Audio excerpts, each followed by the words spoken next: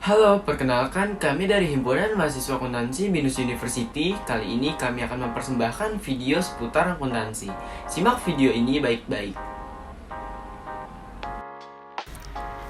Hai teman-teman, kami dari Himpunan Mahasiswa Akuntansi Universitas Bina Nusantara dalam rangka pengabdian kepada masyarakat ingin mempersembahkan materi mengenai accounting for receivable. Yuk kita simak videonya untuk mengetahui penjelasan lebih dalam mengenai accounting for receivable. Pertama, apa itu account receivable? Account receivable atau piutang usaha adalah jumlah yang diekspektasikan dapat diterima oleh perusahaan setelah terjadinya transaksi atau hutang konsumen kepada perusahaan setelah melakukan transaksi. Selanjutnya, apa aja sih jenis-jenis account receivable yang ada?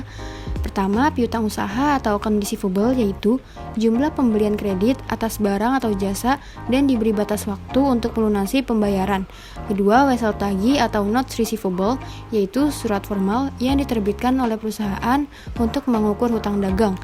Yang ketiga, piutang lain-lain atau other receivable yaitu piutang yang secara umum tidak berasal dari kegiatan operasional perusahaan. Contohnya piutang bunga, piutang gaji, uang muka karyawan, atau restitusi pajak. Bagaimana sih cara perusahaan mengenal account receivable? Pertama, perusahaan mencatat piutang saat adanya aktivitas penjualan barang atau jasa di akun account receivable. Kedua, pembeli bisa melakukan retur jika barang yang dibeli tidak sesuai dengan pesanan. Ketiga, penjual bisa memberikan diskon untuk pembeli dapat membayar lebih awal. Contoh, diskon ada 2/10, N/30, 3,30, N/60, dan lainnya.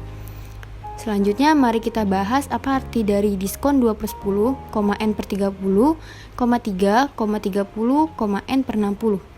Yang pertama, 2/10 artinya pembeli akan mendapat diskon sebesar 2% jika melakukan pembayaran maksimal 10 hari sesudah melakukan transaksi pembelian. Kedua, N/30 artinya jika sudah lewat dari 10 hari, pembeli tidak mendapat diskon tetapi paling lambat melakukan pembayaran 30 hari setelah melakukan transaksi pembelian. Yang ketiga, 3/30 artinya pembeli akan mendapat diskon sebesar 3% jika melakukan pembayaran maksimal 30 hari sesudah melakukan transaksi pembelian. Yang terakhir, N/60 artinya jika sudah lewat dari 30 hari, pembeli tidak mendapat diskon tetapi paling lambat melakukan pembayaran 60 hari setelah melakukan transaksi pembelian. Yuk kita masuk ke contoh soal dan jurnalnya. Soal pertama, pada 1 Januari PT Bahagia menjual barang kepada PT Matahari secara kredit sebesar Rp2 juta dengan terms 2/10, N/30. Maka jurnalnya adalah account receivable sebesar Rp2 juta di debit dan sales revenue sebesar Rp2 juta di kredit.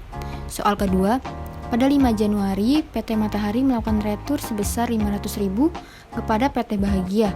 Maka jurnalnya adalah Sales Return and Allowance sebesar Rp500.000 di debit dan account receivable sebesar Rp500.000 di kredit.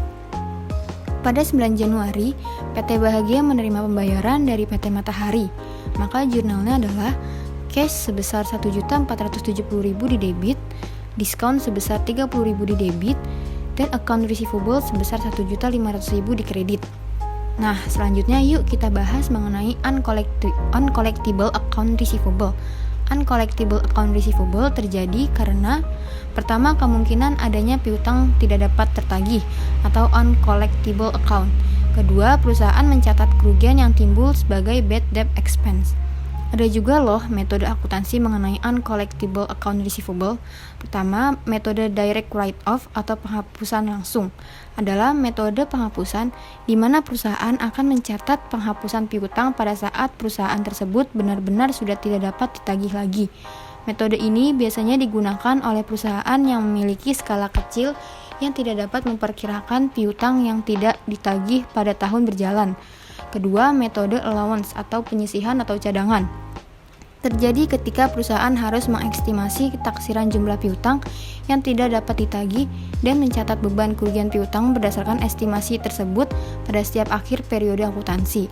Metode ini kebanyakan dipakai oleh perusahaan besar yang sudah dapat memperkirakan besarnya taksiran piutang yang tidak dapat ditagih secara akurat.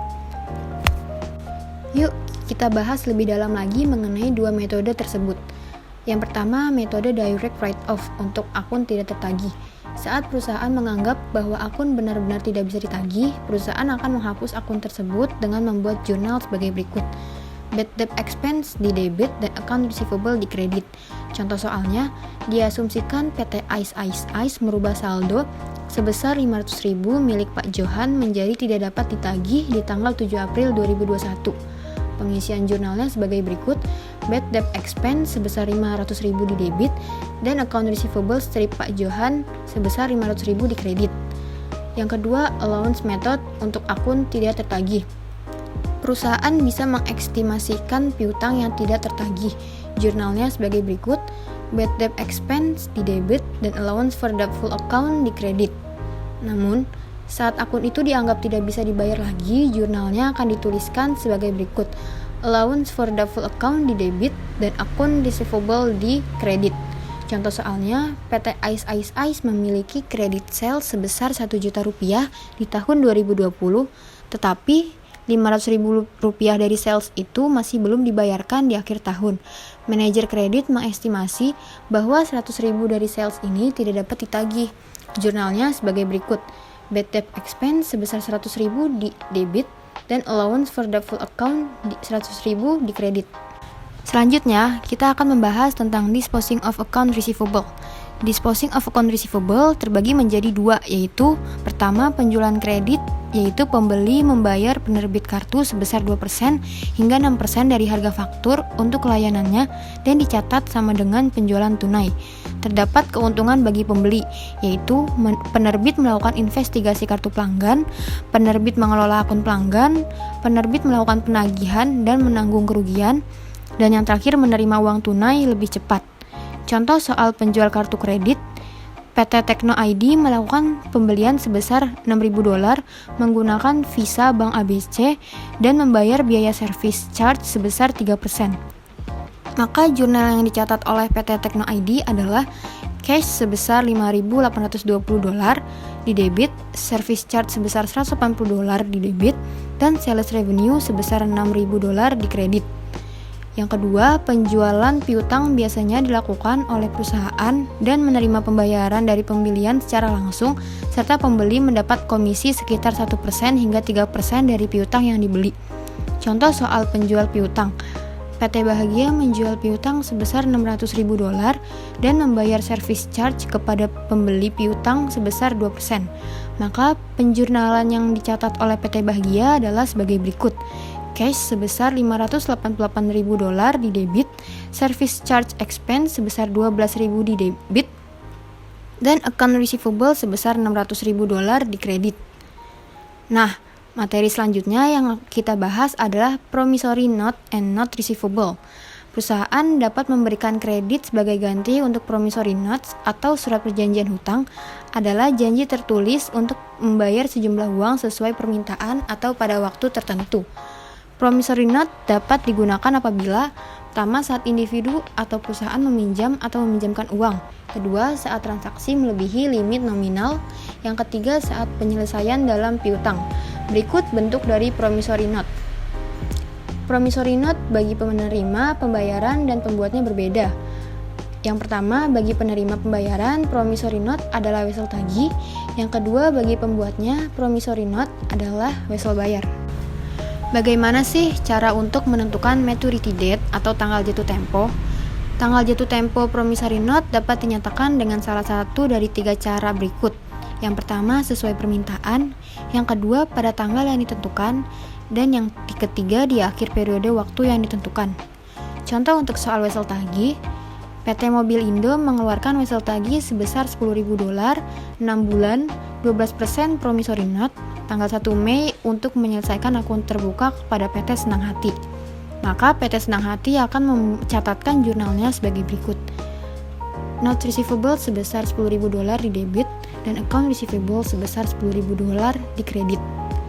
Tidak terasa kita sudah sampai pada materi terakhir, yaitu honor of note receivable dan dishonor of note receivable. Pertama, honor of note receivable terjadi ketika pembuat membayarnya secara penuh di tanggal jatuh tempo. Yang kedua, dishonor of note receivable adalah wesel yang tidak dibayarkan secara penuh di tanggal jatuh tempo. Wesel yang dishonor ini tidak bisa dinegosiasi lagi. Berikut contoh soal dari honor of not receivable dan dishonor of not receivable. Contoh soal honor of not receivable. PT Singsing meminjamkan PT Admiral Bulldog 2 juta rupiah di tanggal 1 Juni dengan bunga 5 bulan sebesar 10%. Jika PT Singsing memberikan catatan tersebut ke PT Admiral Bulldog pada tanggal 1 November yang merupakan tanggal jatuh tempo, pencatatan jurnalnya adalah sebagai berikut. Cash sebesar Rp2.083.333 di debit, not receivable sebesar Rp2 juta di kredit, interest revenue sebesar Rp83.333 di kredit. Contoh untuk soal dishonor of not receivable. Sekarang kita asumsikan PT Admiral Bulldog tidak bisa membayar di tanggal jatuh tempo. Jika PT Singsing masih bisa mengekspektasikan pelunasan, jurnalnya akan sebagai berikut.